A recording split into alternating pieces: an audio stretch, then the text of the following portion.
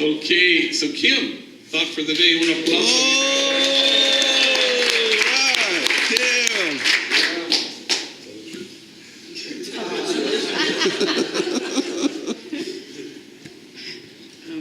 Okay, well, I just wanted to start off by saying how honored I am to just be up here with this microphone. I just joined Homeboys like 2 months ago, and since then, and even before then, I really appreciate the sanctity of this thing we call the morning meeting, and just how impactful it is to people.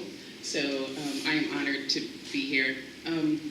So, like I said, I just joined Homeboys a couple months ago, and I'm originally from the East Coast. I'm from Connecticut, and if you get to know me, you'll hear my East Coast kind of, come through my voice, especially when I say the word water. Apparently, water. It's water. I grew up what we call like in the church. My dad was a deacon, my mom was a Sunday school teacher, and we were at church all the time. And that sort of, stopped off when my parents got divorced. And at that point, my mom instantly became a single mom, and my brother and sister and I and my mom, we all moved to the projects.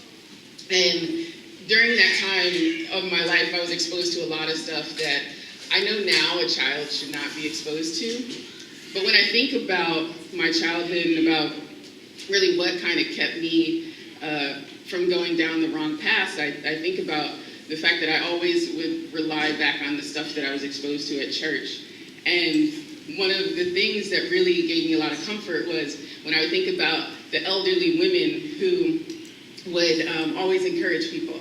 They were the matriarchs, they were the old mothers of the church, and one of the things they would encourage people with, especially the younger generation, is they would always say, I don't look like what I've been through.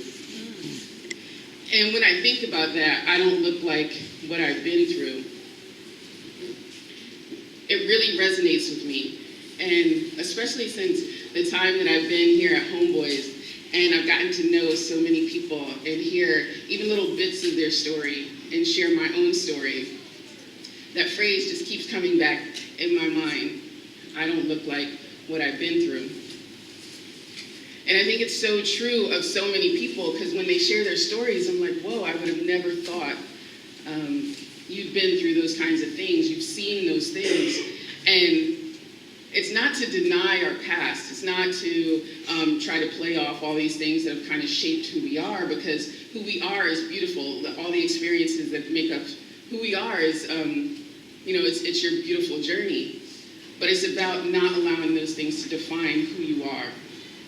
And I think that's so true of Homeboys, a place of second, third, fourth, seventh chances where you're allowed to become the person that you want to be and exude that person to the world such that people would be in awe when they think about the things that you've been through. And I know some of us even have maybe physical outside markings that that are reminiscent of the things that they've been through, but it's about not allowing those things to define you, and about having strength in really owning who you are and who you want to be, and just allowing yourself to really live in this new identity.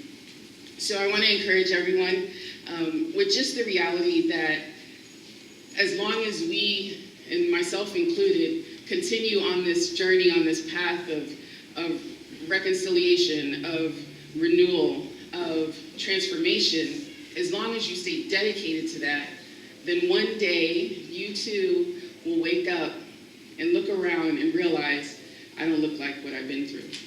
Thanks.